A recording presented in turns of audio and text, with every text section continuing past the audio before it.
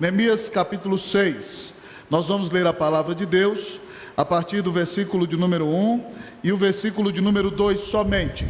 Neemias 6, nós leremos os versículos 1 e 2, leiamos todos juntos, irmãos, numa só voz.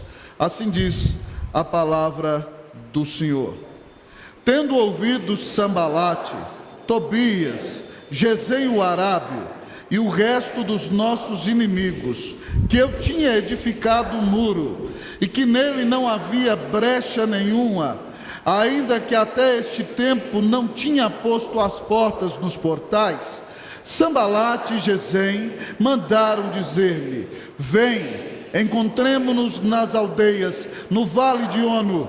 Porém, intentavam fazer-me mal. Feche os seus olhos, nós vamos falar com o Senhor, pedindo a Ele a sua bênção sobre nós. Pai dos céus, nós queremos bendizer teu santo nome, e queremos dar-te toda a honra e toda a glória nesta manhã. Nós estamos aqui, Deus, para ouvir a tua palavra, e pedimos-te, Deus, que o teu divino Espírito Santo encha a nossa vida, Deus, enquanto a tua palavra for exposta nesta manhã. Ó Deus, todos nós enfrentamos grandes desafios nesta vida. Todos nós, Deus, enfrentamos conflitos e angústias mil. Ó Deus, mas temos a plena consciência que, independentemente, ó Deus, de qualquer desafio que enfrentemos, o Senhor estará sempre ao nosso lado. Então, Deus eterno, nessa manhã fala a alma do teu povo, que nada faça separação entre o Senhor, nosso Deus, e nós. Ó Pai dos céus, que em nome de Cristo Jesus, ó Deus, nós sejamos alimentados, transformados e reanimados por Ti. Fala a nossa alma, Deus, abençoa o nosso coração. Nós dependemos totalmente do Senhor e oramos em nome do Senhor Jesus. Amém. Podem se sentar, queridos irmãos e irmãs.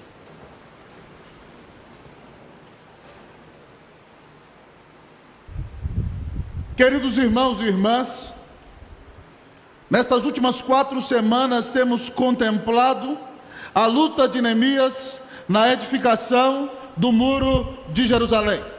Vocês me ouviram dizer mais de uma vez que durante 80 anos, o povo, por causa do desânimo, por causa da opressão dos inimigos, por causa da preocupação somente consigo mesmo, em inúmeras vezes e ocasiões, eles se desanimaram e ficaram na cidade de Jerusalém com os muros quebrados no chão. Uma cidade sem proteção, desmoralizada, onde as pessoas não tinham preocupação de exaltar o nome do Senhor e nem se preparavam para a restauração que viria, porque o Senhor, o Messias, teria que nascer em Judá, próximo a Jerusalém, na cidade de Belém. Mas Deus toca no coração de Neemias, que era copeiro do rei, o homem rico, próspero, e ele então larga mão de tudo que tinha, e sai então, queridos irmãos e irmãs, daquele reino próspero do Império Medo-Persa, e vem para Jerusalém edificar o muro. E nós temos visto quantos conflitos esse homem enfrenta. Ele enfrenta conflitos do lado de fora, ele enfrenta conflitos do lado de dentro. E eu não sei, meu querido irmão, minha querida irmã, se você passa por algum conflito nessa manhã. Mas todos nós que vivemos neste mundo, passamos por angústias, lutas e tempestades. Talvez você está aqui e não sabe o que vai comer nessa semana.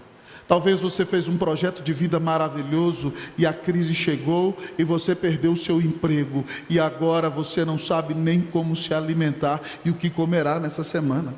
Talvez você fez um projeto de vida com uma pessoa, você sonhou com ela e de repente aquela pessoa pisou na bola e enganou você. E agora a sua alma está apegada ao pó e você não sabe mais o que fazer. Ou talvez você tinha um grande sonho, uma grande expectativa, mas alguém se levantou e se opôs a você no caminho e o seu sonho não se realizou. E talvez você agora esteja assolado pela angústia e sendo tentado a cair em uma grande depressão. Meu querido irmão, minha querida irmã, esse texto no qual Deus usa Neemias para vencer grandes batalhas, nele o Senhor nos ensina a como enfrentar os conflitos da vida. Como enfrentar os conflitos da vida. Em primeiro lugar, o texto dessa manhã nos ensina que nós devemos enfrentar os nossos conflitos enfocadamente. Como enfrentar os conflitos desta vida enfocadamente? Olhe comigo para o texto. Nós vamos ler juntos a palavra. Eu lerei o versículo de número 1, a igreja o 2. Eu lerei o 3 e a igreja lerá o 4. Assim diz a palavra do Senhor. Tendo ouvido Sambalate, Tobias, Gesem o Arabe e o resto dos nossos inimigos, que eu tinha edificado o muro e que nele já não havia brecha nenhuma, ainda que até este tempo não tinha posto as portas nos portais, vocês, irmãos.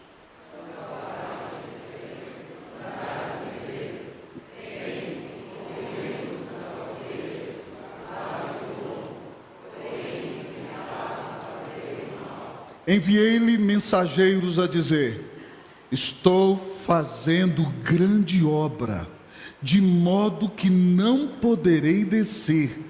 Por que cessaria a obra enquanto eu a deixasse e fosse ter convosco?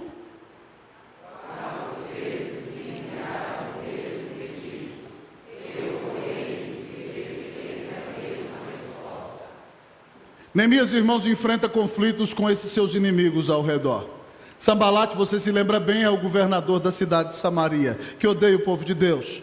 Tobias, ainda que casado com uma judia, e seu filho casado com outra judia, ele também odeia o povo de Deus, ele é amonita e ele quer a destruição de Jerusalém. E Gesem é arábio, amado amigo e irmão, e os arábios brigam com os judeus, e essa briga começou lá na casa de Abraão, desde quando Ismael está brigando com Isaac. Então, querido amigo e irmão, aqui é uma continuidade dessa briga. E eles estão insatisfeitos porque agora Neemias conseguiu edificar o muro, mas não colocou ainda as portas nele. E eles disseram: vamos nos encontrar no Vale de Ono. Mas eles estão querendo acabar com a vida de Neemias, irmãos. Eles querem matar aquele homem de Deus. E Neemias, irmãos, ainda que saiba dos conflitos, das angústias, das lutas, não deixa de cumprir sua missão. Ele continua enfocado no projeto de Deus para a vida dele. Olhem, pois, como ele reage no versículo de número 3, quando recebe esses convites. Ele diz: estou fazendo grande obra, não posso descer daqui, porque eu vou parar a obra e deixar a obra e vou me encontrar com vocês. Neemias, irmãos, nos ensina que para vencer os conflitos da vida, nós temos que nos enfocar naquilo que Deus nos chamou para fazer. Nós temos de nos enfocar naquilo que o Senhor está nos dirigindo a fazer. Como vencer os conflitos da vida com enfoque, amados amigos e irmãos. Imagine se Neemias ficasse com medo. Imagine se Neemias achasse que deveria titubear e conversar com eles. Imagine se Neemias caísse em alguma negociação. Aqueles muros não seriam terminados, Jerusalém não seria edificada e o povo de Deus não deixaria de ser vergonha. Então Neemias está enfocado no seu projeto, no seu trabalho. 4 vezes eles mandam, Sambalate manda o seu moço, e Neemias diz: não posso ir, estou ocupado, estou num grande trabalho, edificando o muro da cidade de Deus, não posso largar isso aqui para conversar fiado com vocês, eu tenho mais o que fazer, me dá licença, por favor. Enfocadamente. Como você tem enfrentado os conflitos da sua vida? Você tem se desanimado? Você tem deixado o inimigo nublar a sua alma? Ou você tem tido uma atenção difusa e não tem focado naquilo que o Senhor quer que você faça para a glória e honra do nome dEle? Só pode enfrentar os conflitos enfocadamente aquele que confia em Deus. É aquele que entende que até nos conflitos Deus está no controle de tudo, e Ele cuida de nós e abençoa a nossa vida. Como enfrentar os conflitos desta vida?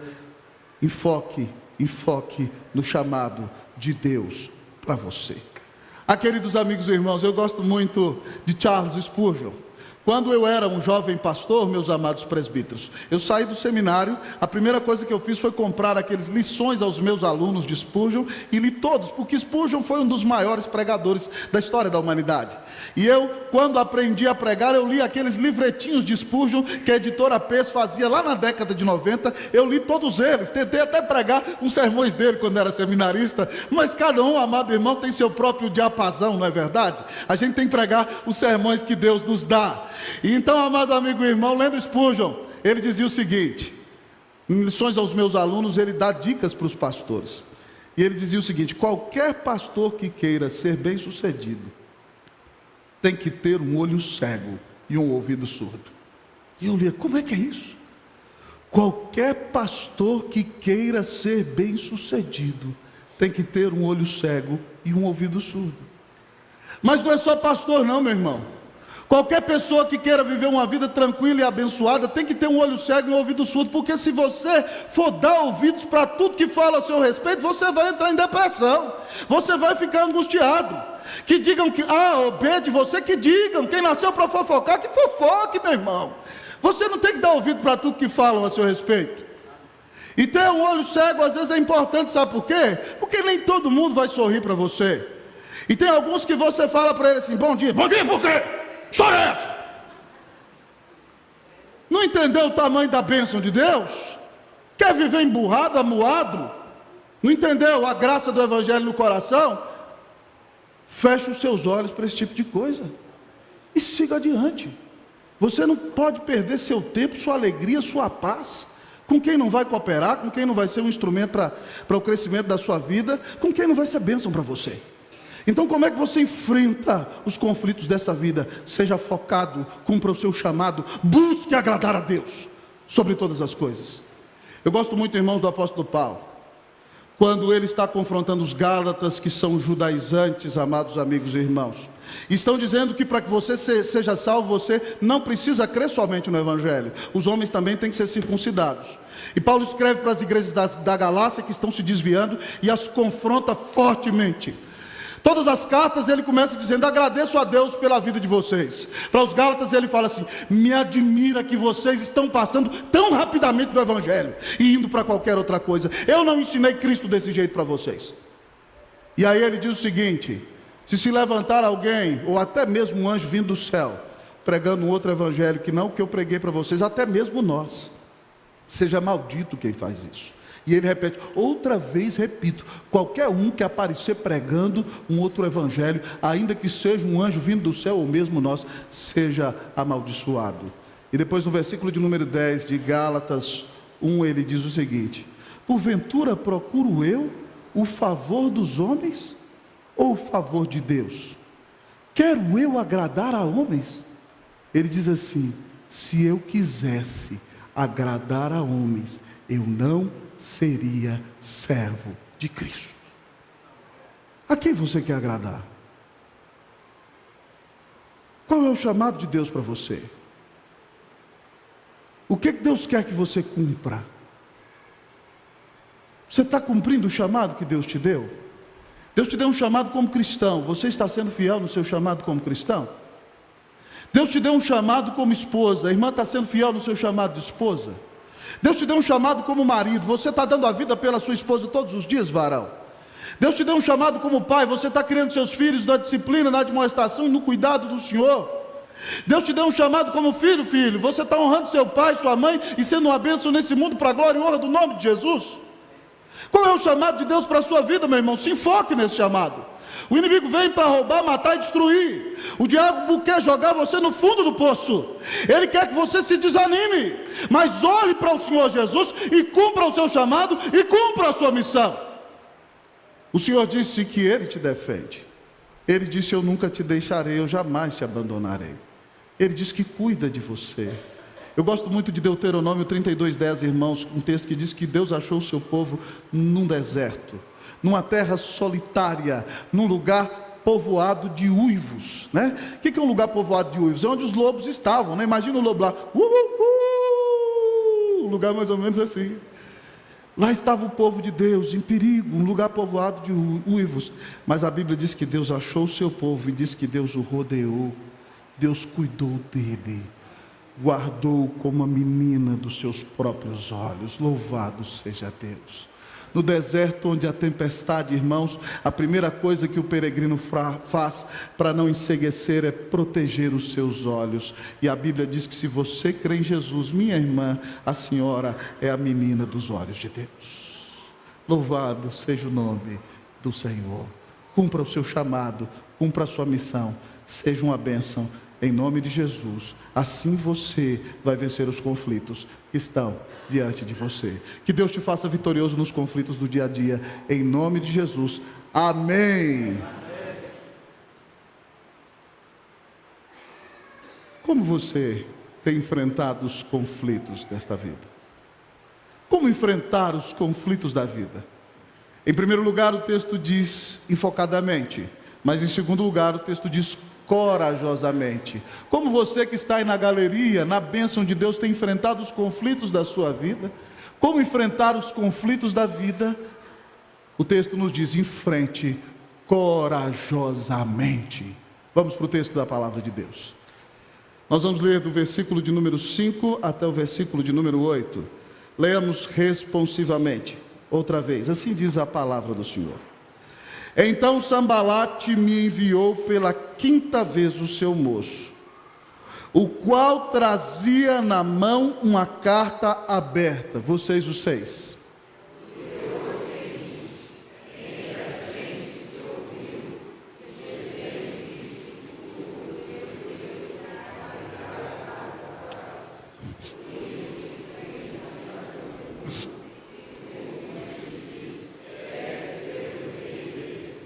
E puseste profetas para falarem a teu respeito em Jerusalém, dizendo: este é rei em Judá.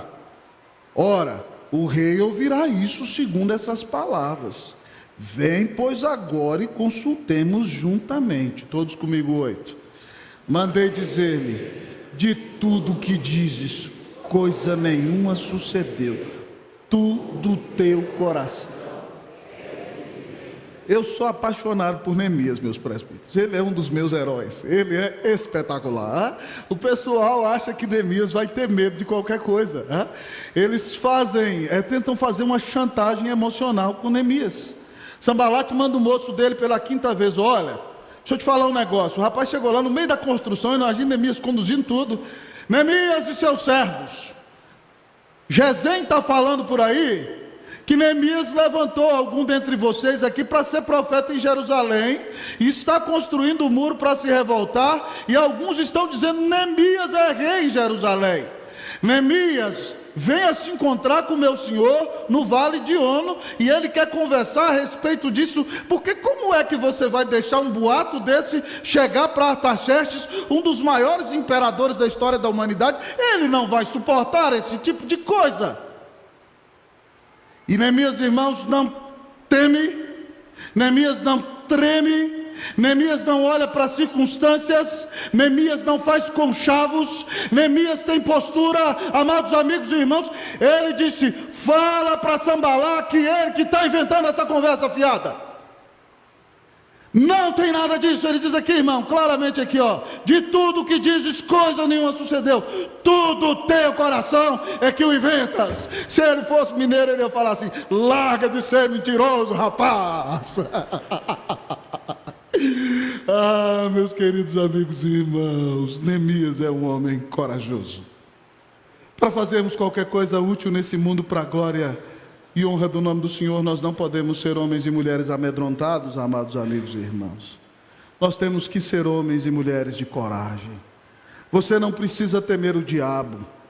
Semana passada você aprendeu sobre isso no sermão. Cristo triunfou dele na cruz. Você não precisa temer a onda avassaladora desse mundo que vem trazendo iniquidade consigo a cada momento, porque a Bíblia diz que o Senhor venceu o mundo. Você não precisa também ter medo de homens e mulheres, porque nada acontece com você fora da vontade do Senhor. A Bíblia diz que todos os fios de cabelo da nossa cabeça estão contados. É isso que me faz ser um careca conformado, meus irmãos, né? É porque se o meu cabelo caiu, foi porque o Deus eterno determinou que caísse mesmo. Louvado seja o nome do Senhor. Então nós não precisamos ter medo de nada e nem de ninguém. Um dos grandes heróis da fé para mim é João Calvino, irmãos. Vocês se lembram que João Calvino era um moço que queria estudar, era um homem de livros, ele não era tanto um pastor de ovelhas, ele tinha um doutorado em Direito, irmãos, ele estudou em Orleans, lá na França, e em Borges, amados irmãos, e tinha um doutorado em Direito, um menino que se dedicou aos estudos desde pequeno, e quando se converteu se tornou um grande teólogo, escreveu as Institutas na sua primeira edição bem pequenininha, e as igrejas receberam, e Calvino virou uma febre, não era o objetivo dele. O objetivo dele era instruir a igreja. E quando então, irmãos, ele está fugindo para Estrasburgo por causa da guerra de Francisco I com Carlos V, ele com seus irmãos resolvem desviar para Genebra. E lá está Guilherme Farel começando a reforma naquele ano, naquela cidade, em 1536. Farel, amados irmãos, era como um vulcão em erupção. Ele tinha uma personalidade muito forte. Certa feita numa procissão, o povo andava com imagem no meio da rua, Guilherme Farel foi lá e pegou a imagem e jogou no rio e saiu correndo e acabou com a procissão. Esse era Guilherme Farel. Calvino, irmão, já tinha mais uma personalidade comedida, mas era um homem muito, muito intenso em tudo que fazia. Então, Calvino estava lá na taberna da cidade e um ex-amigo de Calvino, no qual Calvino se instruiu mais na biblioteca dele, era protestante, depois voltou a ser romanista, contou para Farel que Calvino estava lá, e Farel correu para a taverna. E aí, amados amigos e irmãos, começa a saga de Calvino em Genebra, quando Calvino, amados irmãos, diz a Farel: eu não quero ficar aqui, me deixa embora estudar. E Farel tinha uma personalidade muito forte, falando: Genebra precisa de você, você é inteligente, tem o dom para pregar a palavra, você sabe grego, você vai ser uma bênção. E Calvino: não, rapaz, Deus não me chamou para isso não, eu vou estudar. E Farel então, num momento de ira, dá um tapa na mesa, irmãos, diz assim: que Deus amaldiçoe sua vida, que Deus amaldiçoe seu descanso. A igreja do Senhor Jesus precisa de você, e você se nega que a maldição de Deus caia sobre você. E Calvino ficou tão amedrontado que não foi, ficou.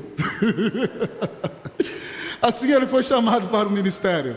E ele e Farel começaram um trabalho forte. Naquela cidade eles fizeram um catecismo, irmãos, e eles então estavam se recusando a dar Santa Ceia para quem não era convertido, porque o conselho queria que todos os genebrinos recebessem a Santa Ceia, independente de serem convertidos ou não. E Calvino, 2 anos e meio depois, é expulso daquela cidade, e ele vai para Estrasburgo, e começa a pastorear uma igreja de fala francesa naquela cidade, uma igreja com 500 membros, se casa com Idelete, se torna professor de grego no seminário. Ele diz que aquele é o melhor momento da sua vida. Depois de 3 anos, ele é convidado a voltar para Genebra, ele não queria, Busser diz que ele tem que ir, Farel diz que ele tem que ir, Deus o manda ir, e ele por obrigação vai, e volta aterrorizado, e quando chega lá as coisas não são fáceis. Há um partido na cidade de Genebra que não está no poder, mas ainda tem influência, que é o partido dos libertinos. Para vocês terem ideia, quando Calvino anda na rua, eles começam a botar o nome dos cachorros de Calvino. E aí quando o reverendo João Calvino vai passando, pessoal, Calvino, Calvino, e Calvino olha e vem um cachorrinho lá, né? Eles humilham Calvino, atiram na porta de sua casa, mas Calvino vai firme na pregação da palavra, na reforma, e Calvino estabelece no catecismo a resolução de que quem não é convertido não toma a Santa Ceia, para não profanar a mesa do Senhor. E naquela cidade há um homem muito influente chamado Philippe Berthelier, que já foi membro do conselho e é um dos líderes do partido dos libertinos. Para você ter ideia, Berthelier tinha a seguinte doutrina com seus amigos. Ele dizia: nós temos que desfrutar a comunhão dos santos. O que é isso? Cada um tem direito de ter acesso à comunhão do corpo da sua esposa e do corpo da esposa do seu amigo e do seu irmão. Era essa a cabeça de Berthelier. E Calvino disse: eu não vou dar Santa Ceia para esse cara. E aí um dia então Berthelier, irmãos, e aí me impressiona a coragem de Calvino, Berthelier reuniu um grupo de amigos, uma turma, cada um com a sua espada, e eles falaram: hoje a gente vai obrigar Calvino a dar ceia para Berthelier. E eles entraram na igreja no meio da ceia com as suas espadas. Calvino entregava a ceia para cada um na frente, e eles vieram e tiraram as espadas e apontaram em Calvino e disseram: hoje Berthelier vai tomar a Santa Ceia. Calvino levantou a toga, igualzinha essa que eu estou usando aqui, falou aqui: toma aqui meus braços, manda a espada, pode me matar aqui, mas eu não vou profanar a mesa do Senhor Jesus. Será que a igreja de Cristo Jesus ainda tem pessoas com a coragem como essa? Com a firmeza como essa? Nós precisamos de homens e mulheres corajosos. que tenham condição de tomar postura frente às coisas erradas, frente ao pecado, frente a tudo aquilo que desagrada ao nosso Deus. Eu quero enfrentar os conflitos da vida com coragem. E você, como vai enfrentá-los? Que Deus faça de nós homens e mulheres corajosos, em nome de Jesus. Amém, meus irmãos? Amém. Coragem, meu irmão. Coragem, minha irmã. Fale para o seu irmão do seu lado aí, deixe de ser medroso. Me ajuda aí para ele. Coragem, em nome de Jesus. Amém. Como enfrentar os conflitos desta vida? Enfocadamente, corajosamente. Mas como enfrentar os conflitos desta vida sabiamente? Como enfrentar os conflitos desta vida enfocadamente, corajosamente, sabiamente? Olhemos para a palavra de Deus. Nós vamos ler o versículo 10 até o versículo de número 13, responsivamente outra vez, irmãos. Todos atentos para que façamos uma boa leitura responsiva. Versículo de número 10 até o versículo de número 13. Diz assim a palavra: Tendo eu ido à casa de Semaías, filho de Delaías, filho de Meetabel, que estava encerrado, disse ele: Vamos juntamente à casa de Deus, ao meio do templo, e fechemos as portas do templo, porque virão matar-te. Aliás, de noite virão matar-te. Vocês, irmãos?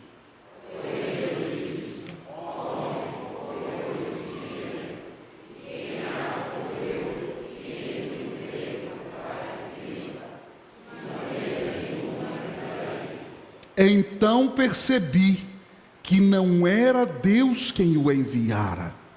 Tal profecia falou ele contra mim, porque Tobias e Sambalate o subornaram. Vocês, o 13, irmãos, por favor.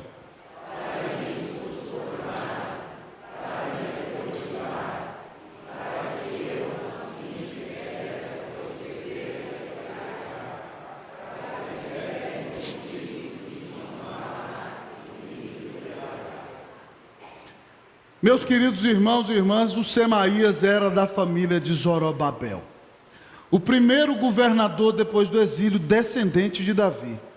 Falaram para Neemias que Semaías se trancou dentro de casa, porque ele tinha uma profecia para entregar para o líder do povo.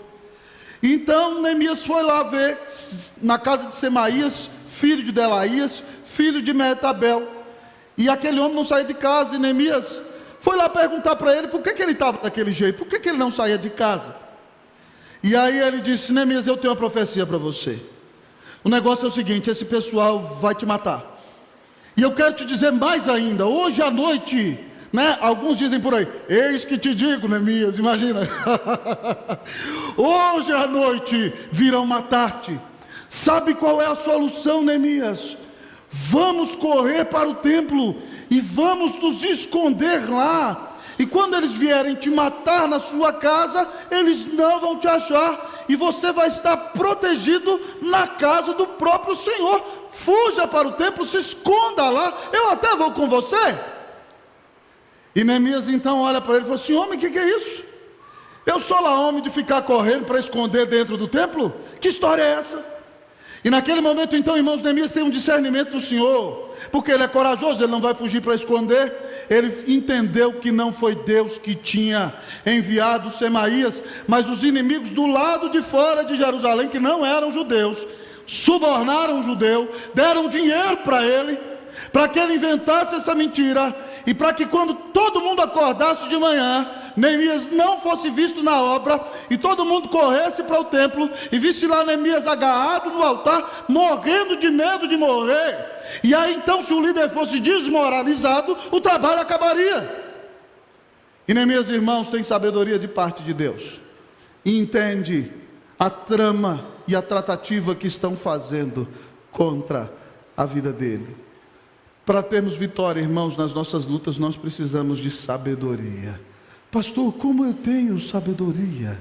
Em primeiro lugar, a Bíblia diz que o temor do Senhor é o princípio da sabedoria. Temor, irmão, é reverência ao Deus Santo e Altíssimo, mas não é medo que te afasta de Deus.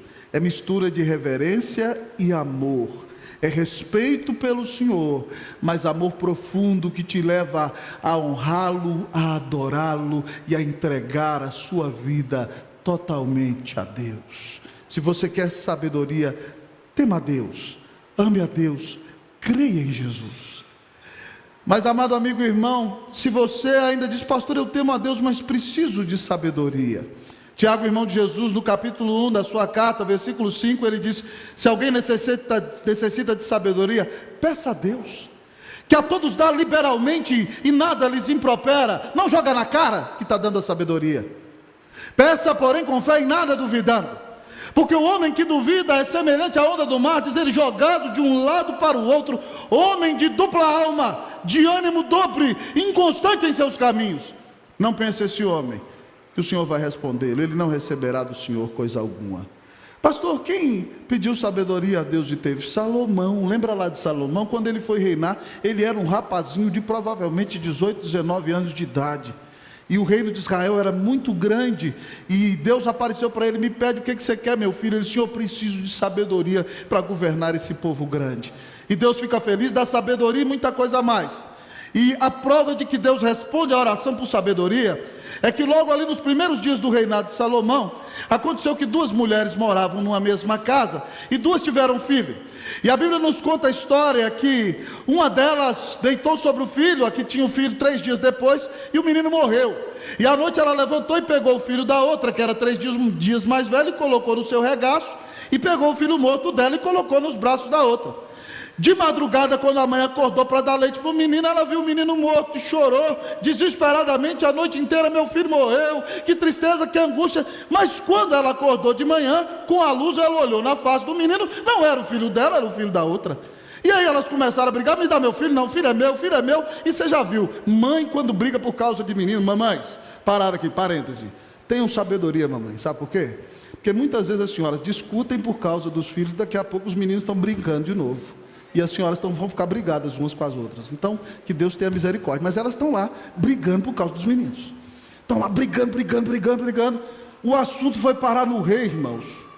A briga foi tão grande que foi parar no rei. E aí elas chegaram lá e contaram essa história para o rei. E o rei tem sabedoria de Deus.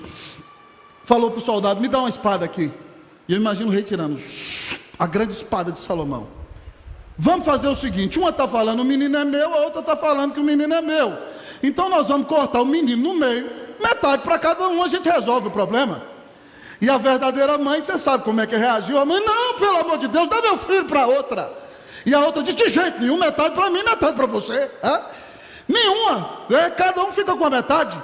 Assim é o mais justo. E aí Salomão falou: dá o menino para a primeira, porque essa é a verdadeira mãe. Sabedoria, irmão, vem de Deus.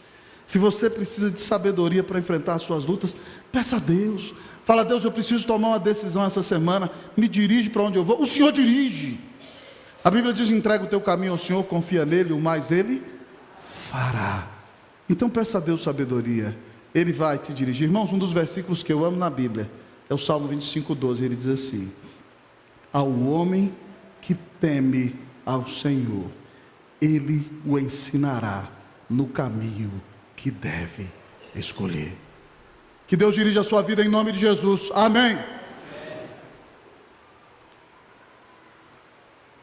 Mas pastor, existe algo mais que eu possa fazer para enfrentar corretamente os conflitos desta vida? Como enfrentar os conflitos desta vida? Já temos aprendido enfocadamente, corajosamente, sabiamente, mas como enfrentar os conflitos desta vida? Espiritualmente. Como cristãos enfrentamos os conflitos de nossas vidas? Como enfrentar os conflitos desta vida? Espiritualmente. Versículo de número 9, eu lerei e a igreja lerá o 14. Porque todos eles procuravam atemorizar-nos, dizendo: as suas mãos largarão a obra, e não se efetuará. Agora, pois, ó Deus, fortalece as minhas mãos. Vocês, o 14.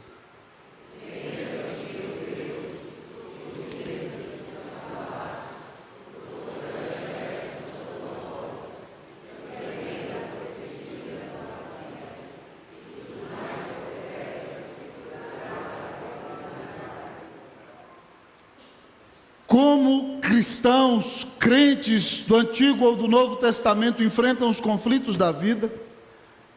Espiritualmente, nós sabemos, irmãos, em última instância, que nossa luta na verdade não é contra o sangue e contra a carne, mas contra os principados e potestades, dominadores deste mundo tenebroso, contra as forças do mal, contra as hostes espirituais do inferno, nas regiões celestes.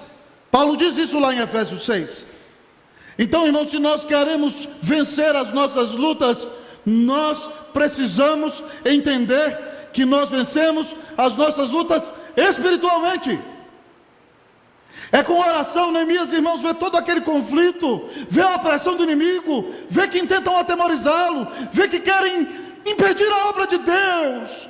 E ele diz no versículo 9: agora, pois, ó Deus, fortalece as minhas mãos. Irmãos, nós precisamos ter sabedoria.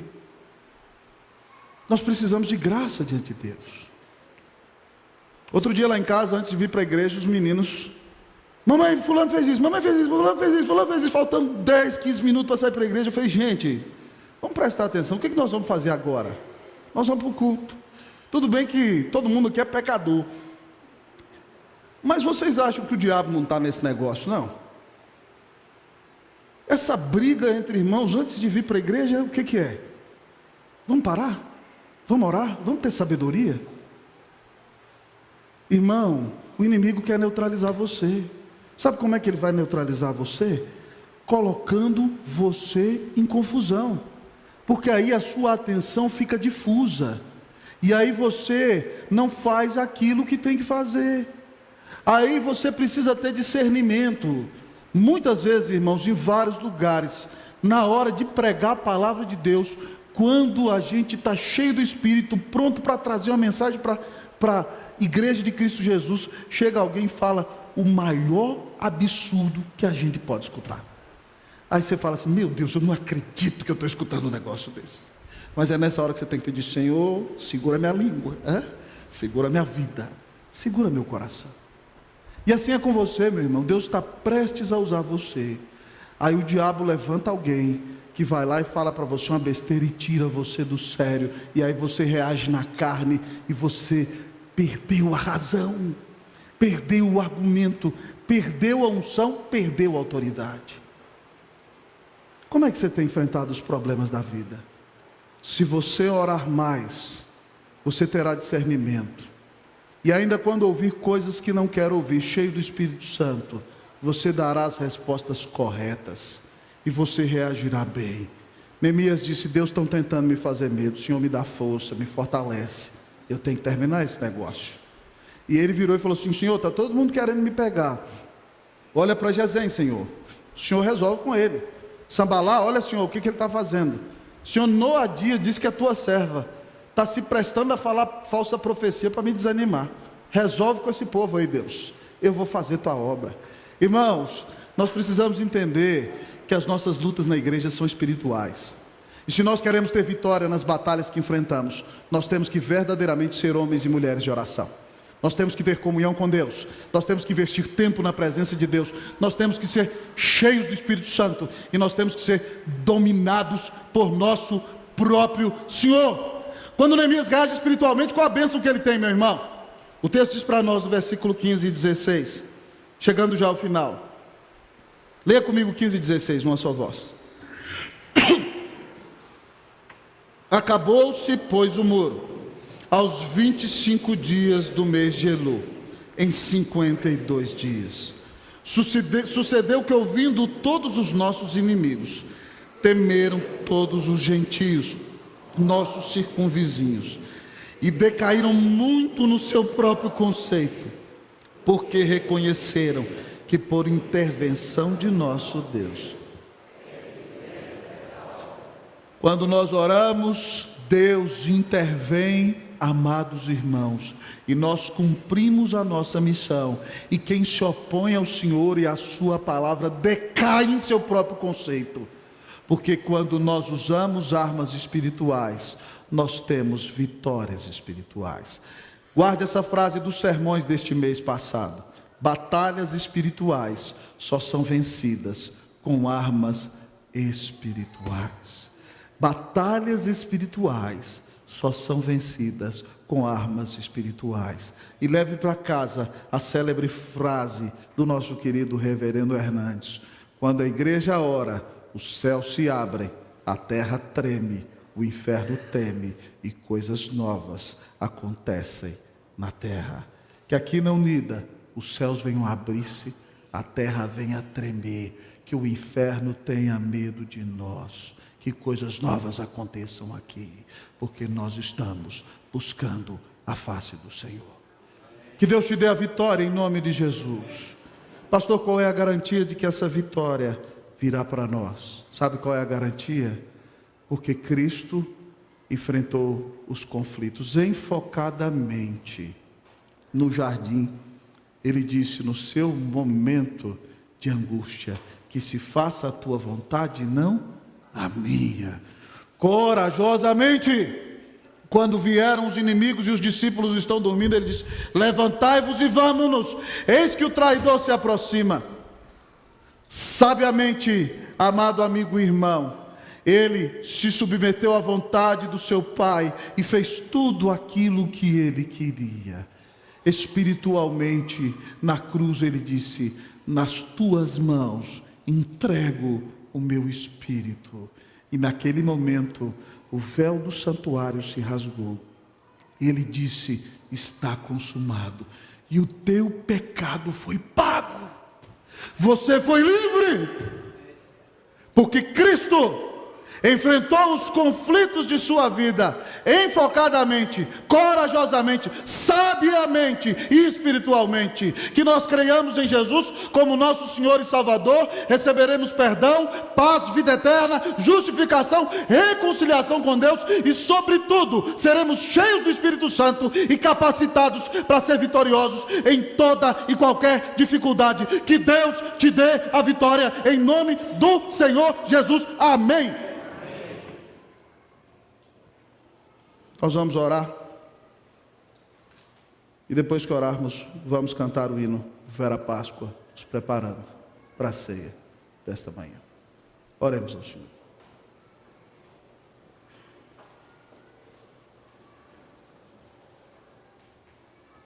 Coloque sua vida nas mãos do Senhor, meu irmão. Eu não sei que conflito você está enfrentando, mas o Senhor me mandou preparar essa mensagem para abençoar você. Esse livro, irmão, é um desfibrilador para mim. Tem me animado demais. Que Deus te dê vitória nas suas aflições. Em nome de Jesus.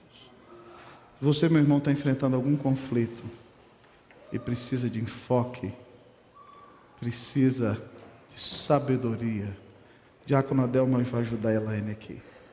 Precisa de enfoque, precisa de coragem, de sabedoria, e quer ser cheio do Espírito Santo.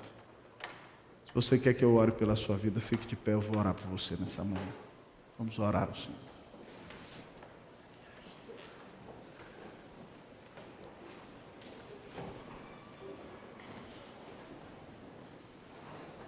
Bendito o Senhor, Tu és Deus, e a Tua misericórdia dura para sempre. Quem há Deus tão grande como nosso Senhor? Cantamos nessa manhã que grande é o nosso Deus e as obras que Ele faz. Senhor, tem misericórdia de nós. Do lado de cá do céu as coisas não são fáceis, Senhor. Nós desejamos aquele dia em que te veremos face a face, muito além do céu de luz. Mas até lá o Senhor tem missão e peregrinação para nós aqui. E nós te pedimos que nos socorra, Senhor, nesta manhã. Há homens e mulheres aqui enfrentando grandes conflitos nessa manhã. Senhor, em nome de Jesus, dá sabedoria para cada um manter-se no centro do seu chamado, cumprindo a sua missão. Que os problemas, que as lutas não façam teu povo retroceder ou titubear, nem desviem a atenção do teu povo, mas que nós sejamos um povo enfocado no teu projeto para nós. Pai, tira todo o medo do coração desses homens e mulheres que aqui estão, Tira toda incredulidade, toda falta de fé. Porventura há algum problema maior do que o Deus deles? Porventura o Deus deles perdeu o controle? Porventura o Senhor destes homens e mulheres que aqui estão saiu do trono? De maneira alguma. O Senhor continua sendo Deus. E o Senhor é amoroso e deu Cristo por nós. Então enche esses homens e mulheres que estão aqui de coragem em nome de Jesus. Que o povo da Unida seja conhecido como um povo valente e corajoso. Que ninguém aqui seja desanimado, fracote em nome de Jesus. Pai, eu te peço, Deus, que o Senhor dê sabedoria também. Porque não é só se encher de coragem e sair falando qualquer coisa para cada um. A gente tem que ser sábio. Deus, e o Senhor disse que se a gente pedisse sabedoria com fé, o Senhor ia nos dar. Pois bem, nós acreditamos no Senhor, nos enche de sabedoria, Pai, em nome de Jesus. Enche teu povo de sabedoria no que precisa fazer. E, ó Pai, olha aqui, Deus, como é que a gente está enfrentando os problemas. A gente está orando, Senhor. A gente não tem para onde ir, Senhor. Só Tu tens as palavras de vida eterna. Senhor, então, eu quero pedir que o Senhor olhe todo mundo que está perseguindo o Teu povo, todo mundo que está causando aflição na vida desses irmãos e irmãs. Eu quero pedir que o Senhor olhe os ataques que Satanás está fazendo contra a vida deles e delas. E quero pedir que o Senhor entre com providência para a glória e honra do nome de Jesus. Ó Deus, Neemias orou e em 52 dias eles terminaram o muro. Nós estamos orando e vamos cumprir o que o Senhor quer aqui nessa igreja para a glória e honra do nome de Jesus. Abre os céus e desce aqui, Senhor. Nós queremos ver, Senhor Deus, o Senhor descendo, o inferno temendo, a terra tremendo e coisas novas acontecendo em nossa vida. Tudo porque Cristo deu a vitória para cada um de nós na cruz. Que o Senhor dê a vitória ao Teu povo. Que o Senhor nos abençoe. Nós oramos em nome de Jesus. Amém.